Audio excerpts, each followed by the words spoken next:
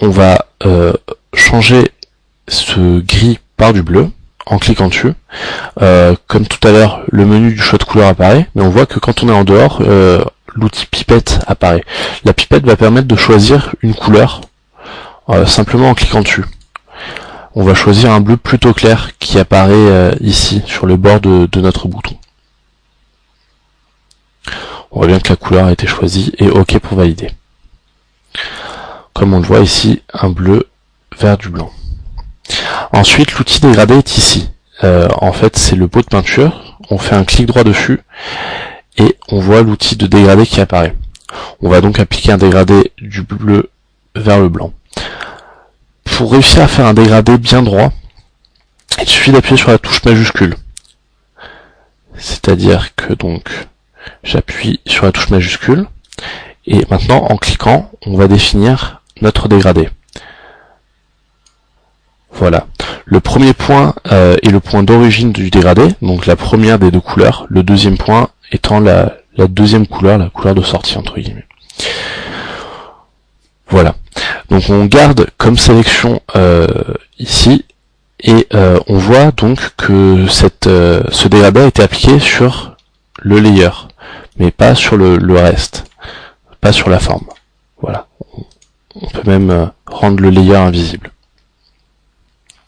Maintenant, ce qu'on va faire, c'est qu'on va vouloir garder uniquement cette zone très blanche qui tend légèrement vers le bleu. Pour cela, on va couper notre sélection afin de ne garder que cet endroit, justement qui nous intéresse, et par la suite de pouvoir supprimer tout le reste sur ce calque. Donc pour cela, on va venir prendre l'outil de sélection ici même et le prendre. Alors par défaut, il est comme ça, et on va venir ici choisir l'outil de désélection qui va pouvoir permettre justement de soustraire un morceau de sélection. Donc on veut garder uniquement ce morceau, on va donc retirer tout le bas, comme ceci, et voilà, on voit que notre sélection a été modifiée et on a gardé le haut de la sélection. Maintenant, on va vouloir supprimer tout le reste de cette sélection, c'est-à-dire tout ce qui est en bas et qui est sur un dégradé qui nous intéresse moins. Alors pour ça, on va venir dans Sélection et choisir l'inverse. On voit maintenant que notre sélection, c'est tout ce qui était autour de notre sélection de base. Voilà. Et donc, on va vouloir supprimer simplement en appuyant sur le bouton Supprimer de votre clavier. Et on voit donc que tout ce qui était dans la sélection a été supprimé.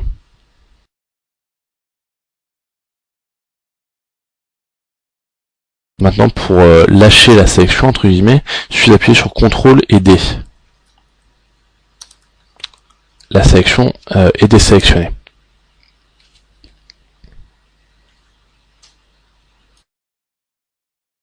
On a créé donc le haut du bouton. On peut commencer à voir déjà qu'en dézoomant, on a un début de bouton.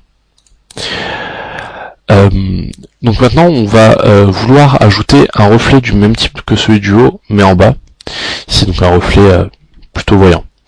Pour cela, comme tout à l'heure, CTRL, et on va venir cliquer sur la miniature de notre forme de base, qui va reprendre l'intégralité de la sélection.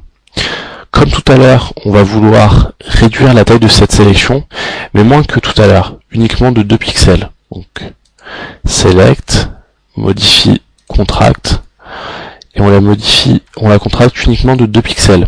Puisqu'en fait, on va vouloir garder les 2 pixels correspondent au bord très foncé, mais on va vouloir avoir une couleur en bas qui n'est pas autant éloignée du bord. Ensuite, comme tout à l'heure, on va couper notre sélection pour ne garder que le bas. Donc l'outil de sélection, on retire de la sélection et on va garder juste une bande en bas. Comme ceci.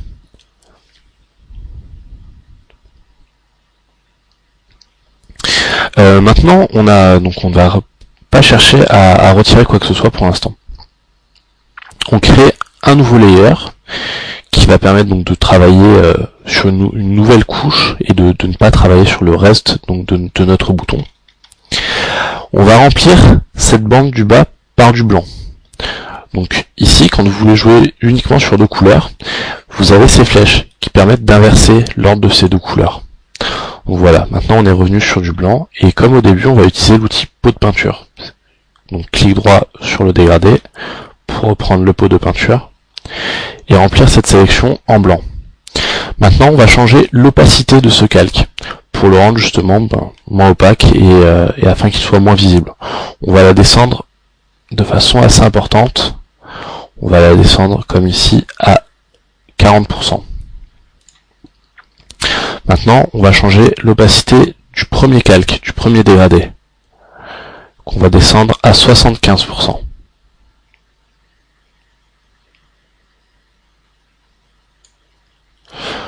Voilà. Donc, j'arrête ma sélection, comme tout à l'heure, CTRL D. Voilà. Maintenant, ce qu'on va vouloir faire, c'est réduire un peu le contraste justement qu'il y a entre le centre du bouton et le haut de notre dégradé. Pour cela, on va mélanger sur un seul et même calque nos trois calques ici présents. C'est-à-dire le dégradé du bas, enfin le contraste du bas, le contraste du haut et le fond. Donc pour cela, on rend les trois calques visibles. Et on va les sélectionner tous les trois à la façon comme dans un explorateur de fichiers, c'est-à-dire en appuyant sur CTRL. CTRL et en cliquant sur chacun des calques, voilà, ils sont sélectionnés tous les trois. En faisant un clic droit dessus, on voit ici qu'on peut donc les assembler dans une seule et même forme avec l'option Merge Layer. Et on voit ici dans les calques donc que ce n'est devenu qu'une seule et même forme.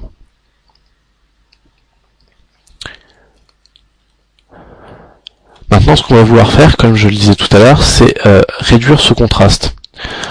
On va donc utiliser l'outil goutte. C'est un outil qui permet de réduire justement les contrastes et de mélanger plusieurs couleurs. Donc on le sélectionne.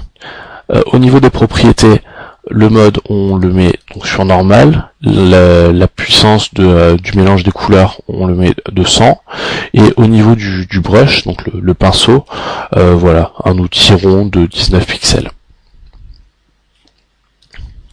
Et on va pouvoir commencer à mélanger les couleurs. Alors, pour vous montrer rapidement, on voit ici que toutes les couleurs sont mélangées.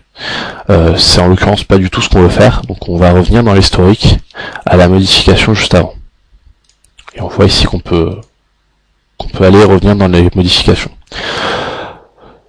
Donc on va tracer un trait avec cet outil de goutte afin de rendre cette différence un peu moins importante.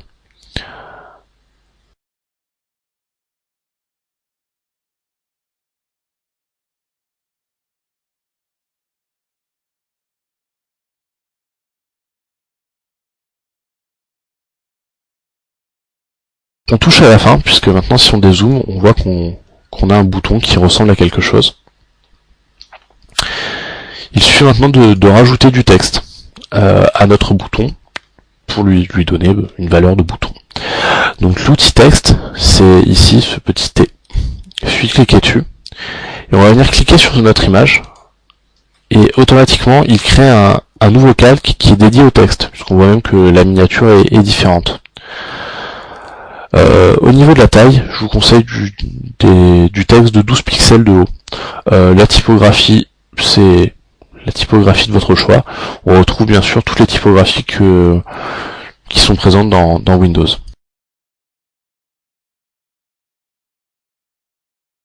J'ai mon texte ici, et on va simplement taper le texte qu'on désire.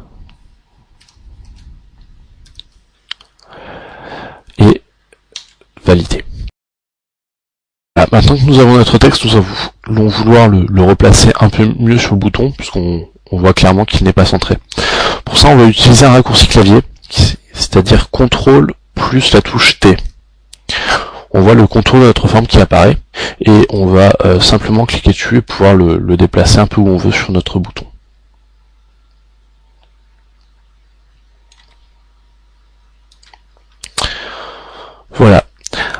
enfin, pour terminer ce premier bouton, on va lui rajouter un fond, enfin des effets d'ombre, etc. pour donner un peu plus de profondeur à ce texte. Donc clic droit, Blending Option, et on va lui rajouter une ombre portée, donc Drop Shadow. Au niveau de la distance, 0, et au niveau de la taille, 5 pixels. Voilà, ce qui permet, quand on regarde le bouton à une taille, à son aperçu 100%, c'est-à-dire sa taille réelle, d'avoir un rendu plutôt correct qui ne demande plus qu'à être inséré dans le menu de votre page web. Merci d'avoir suivi ce premier cours vidéo et à très bientôt pour le prochain cours.